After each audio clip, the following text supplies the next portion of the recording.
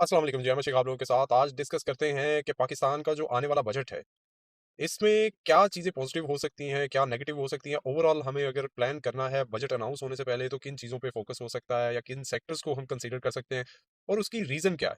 ये तमाम लॉजिक्स के साथ आईएमएफ की इंस्ट्रक्शंस और जो प्री बजट कुछ डिस्कशंस और कुछ प्लानिंग्स होती हैं, उनको लेकर ये डिफरेंट एरियाज़ को लेकर मैं डिस्कस करूँगा और इंशाल्लाह आपको आइडिया होगा कि 2027 का बजट कैसा हो सकता है और उसमें किन चीज़ों को केयरफुली कंसीडर किया जाना चाहिए।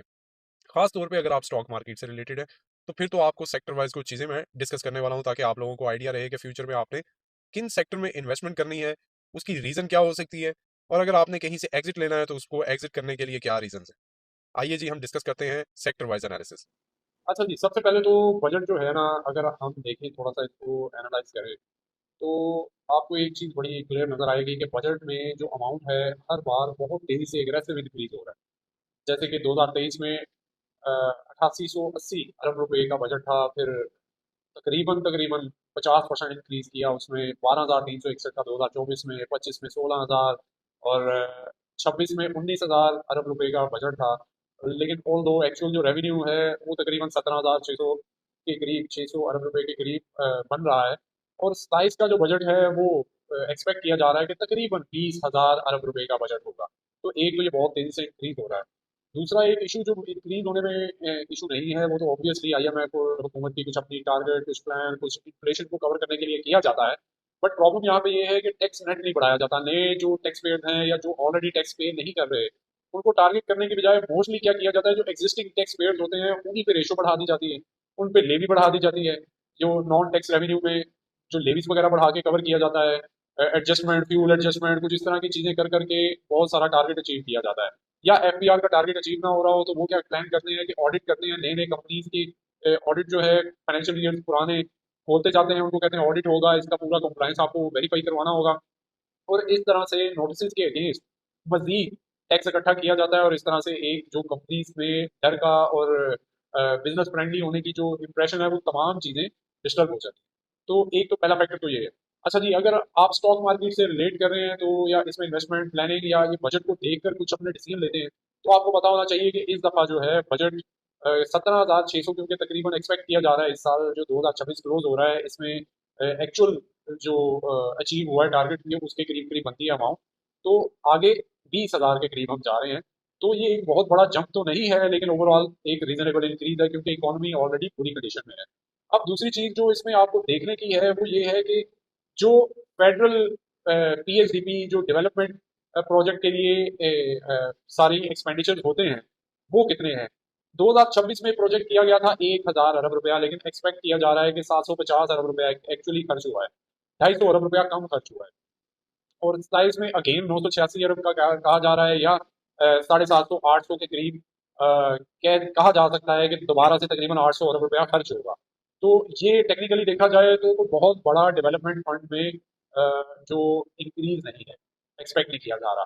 इसका मतलब ये हुआ कि अगर आप पहले ये प्लान कर रहे थे कि डेवलपमेंट एक्सपेंडिचर बहुत बढ़ेंगे तो उसकी वजह से सीमेंट स्टील की जो कंजम्पशन है वो बहुत बढ़ेगी, तो वो दोबारा से उतनी ही रहेगी। एक कोई मैसिव किस्म का जो इंक्रीज है इसमें नहीं देखा जा सकता। तो टेक्निकली हमने ये पहली बार डिस्कस की है कि अगर बजट की बेसिस पे आप प्लान करते हैं तो कंस्ट्रक्शन सेक्टर के लिए जो डायरेक्टली गवर्नमेंट के प्रोजेक्ट्स हैं, फेडरल गवर्नमेंट के डेवलपमेंट के, वो तमाम प्रोजेक्ट्स तकरीबन उसी पेस पे चलेंगे जो कि 2026 में चले थे।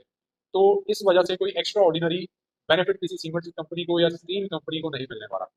अच्छा जी, दूसरा अब हम देखते हैं कि जेनेरिक जो है क्या पॉजिटिव नेगेटिव हो सकता है। तो सबसे पहले तो ये अनाउंस किया जा रहा है या अनाउंस हो सकता है, चांसेस इसके काफ़ी सारे ब्राइट हैं क्योंकि बहुत सारे सेक्टर्स और बिजनेस कम्युनिटी की इस पे बहुत ज़्यादा रिजर्वेशन थी कि सुपर टैक्स वन टाइम जो है ना ऐड करने के लिए कहा गया था, लेकिन इसको मुस्तकिल टैक्स का हिस्सा बना दिया गया है। उसको अगर वन गो में खत्म नहीं करना तो आप फेजेस में खत्म करें, और ये चांसेस हैं कि 2 से 3 साल के अंदर ये खत्म किया जाए। दूसरा जो कॉर्पोरेट टैक्सेस हैं वो 29% का रेट चल रहा है, जो कि प्रैक्टिकली तो 29% नहीं है। सुपर टैक्स और अदर टैक्सेस और पता नहीं क्या कुछ ऐड कर करके ये नॉर्मल जो कंपनीज हैं उनके लिए भी 35 से 40% के करीब चले जाती है अमाउंट। लेकिन अभी ये अनाउंस हो सकता है कि ग्रेजुअल जो है एक एक परसेंट करके, जो पहले काफी पहले ये प्लान हुआ था और डिक्रीज करते जाते थे, अब दोबारा 25% तक ले जाने का 3 साल में प्लान अनाउंस किया जा सकता है। इसके अलावा जो एक्सपोर्ट इंसेंटिव हो सकता है, क्योंकि एक्सपोर्टर जितने भी थे पहले जीरो रेटेड टैक्स में आ गए थे, तो उनको दोबारा से ये लास्ट बजट में इन्होंने नॉर्मल टैक्स रिजीम में लेके आए, प्रॉपर उसमें जीएसटी और वो सारे जो रूल्स हैं आम कंपनीज के लिए जो अदर देन एक्सपोर्ट के लिए भी थे, वही चल रहे थे। अब प्लान हो सकता है अनाउंस के आगे जाके कुछ इसके स्लैब बनाए जाएं, उसकी कुछ टर्म्स एंड कंडीशन सेट करके कहा जाए कि इन पे थोड़ा सा डिस्काउंटेड रेट जीएसटी का वो अप्लाई होगा, और वो देखते हैं कि उसके लिए क्या प्लानिंग की जाती है।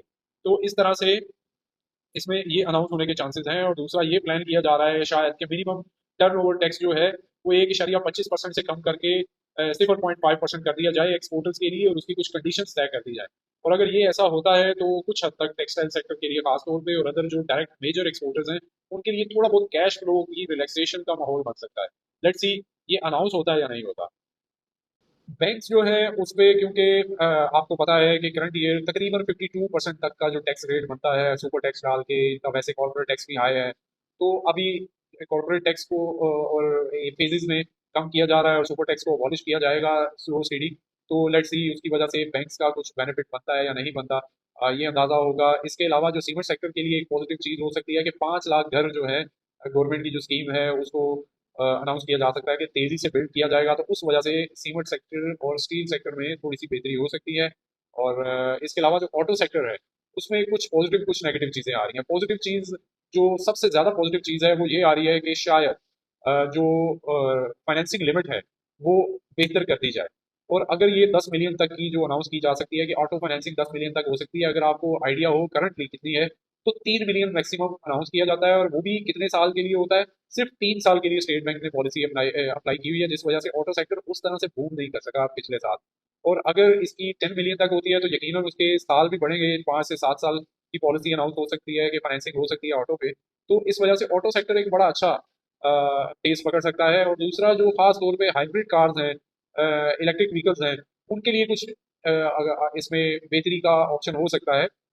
इस वजह से इन कंपनीज की सेल्स में इंक्रीज हो सकता है। लेकिन दूसरी तरफ एक नेगेटिव फैक्टर भी आ रहा है, वो आ रहा है कि शायद जो इम्पोर्ट है वो पहले कुछ रिस्ट्रिक्शन थी, टैरिफ कुछ ज्यादा थे इम्पोर्टेड कार्स पे, तो अब वो जो है इम्पोर्टेड कार्स को दोबारा मार्केट में इन करने के लिए प्लान किया जा रहा है। एक तो उन पे इम्पोर्ट टैरिफ है वो कम किए जा सकते हैं, उसकी कुछ जो कंडीशंस हैं, कुछ अदर ड्यूटीज हैं, उनमें भी थोड़ा सा कमी लाई जा सकती है, जिस वजह से एक बड़ी कंपटीशन की तरफ ये ऑटो सेक्टर जा सकता है। और ऑफ कोर्स आप जानते हैं कि चाइना और जापान, इनकी गाड़ियां बहुत तेजी से पहले आई थी मार्केट में।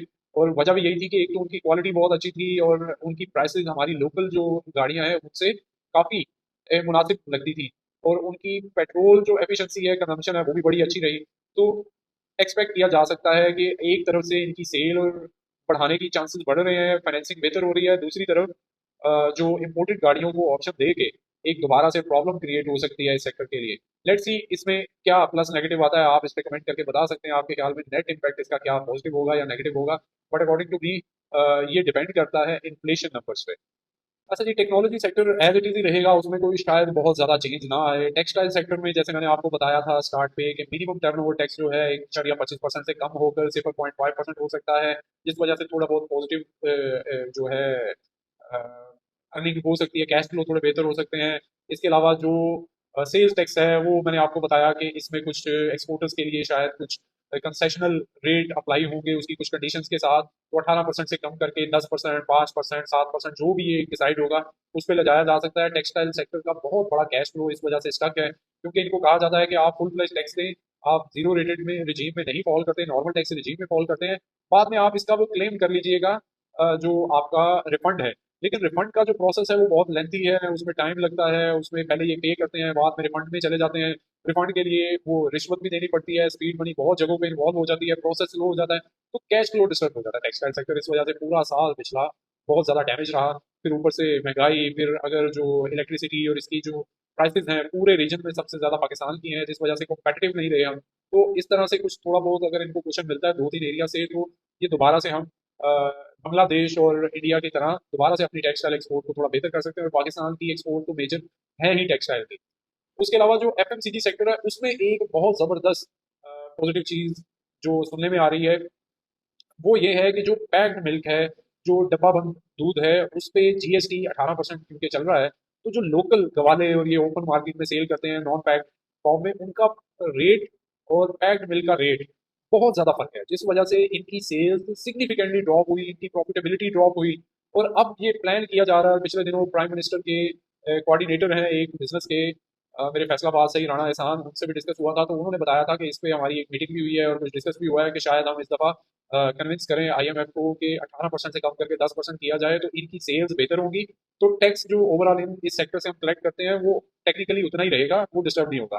तो लेट्स सी कि इस पे क्या फाइनल डिसीजन लिया जाता है। फार्मा सेक्टर का कहा जा रहा है कि शायद दोबारा से जीरो रेटेड रिजीम को एक्टिव किया जाए, खास तौर पे जो एक्सपोर्ट करने वाली जो हमारी फार्मा सेक्टर है उसके लिए कुछ शायद एक्स्ट्रा बेनिफिट मिल जाए।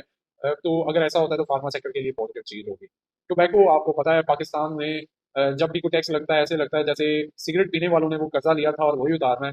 तो लेट्स सी अगेन इस पे एफईडी और ये इंक्रीज ही होगी जो कि एक नॉर्मल ट्रेंड है और पहले ही प्रोजेक्ट किया जा सकता है। एक सबसे पहली चीज़ जो आपको कंसीडर करनी है अभी अगर जब कंक्लूड कर रहे हैं तो उसमें कि जीडीपी ग्रोथ जो है वो कितनी प्रोजेक्ट की जा रही है इस बजट के लिए, वो एक बहुत क्रूशल एरिया है, वो एक बहुत क्रूशल पॉइंट है जिससे आपको अंदाजा होता है कि अगला साल पाकिस्तान की इकोनॉमी के लिए एक्सपेंशन होगी, ग्रोथ होगी, या इसी सर्वाइवल मोड पे जो इस साल का रहा है वही कंटिन्यू करेगा, या इसमें रिवर्स गियर लगाने का प्लान चल रहा है। तो एक ये बहुत बड़ा क्रूशल एरिया है, इससे आपको अंदाजा हो जाना चाहिए। तो टेक्निकली ये पहले 4% प्रोजेक्ट किया गया था कि 2027 का जो बजट होगा 4% से ज्यादा जीडीपी ग्रोथ को टारगेट किया जाएगा। बट अभी जो सिचुएशन चल रही है दोबारा से 3.5 पौने 4% के करीब जो जीडीपी ग्रोथ है वो रहेगा। और प्रैक्टिकली अगर देखें तो 2026 जो क्लोज हो रहा है ये 30 जून को, इसका जो अचीव होने वाला है टारगेट वो भी तकरीबन इतना ही है, 4% के अराउंड। तो टेक्निकली देखा जाए तो कोई ग्रोथ बजट या ग्रोथ ओरिएंटेड डिस्कशन प्लानिंग वो यहाँ पे नजर नहीं आ रही। तो इसका मतलब ये है कि कोई बहुत बड़ी पॉजिटिव उम्मीद नहीं रखनी चाहिए कि पता नहीं क्या होने वाला है। हाँ अलबत्ता कुछ एरियाज ऐसे हैं, कुछ सेक्टर्स ऐसे हैं जहाँ पे आपको नजर आएगा कि कुछ पॉजिटिविटी आ रही है। और वो कहाँ पे आ रही है, एक तो प्राइवेटाइजेशन है, वो 2028-2029 तक कंप्लीट करनी है।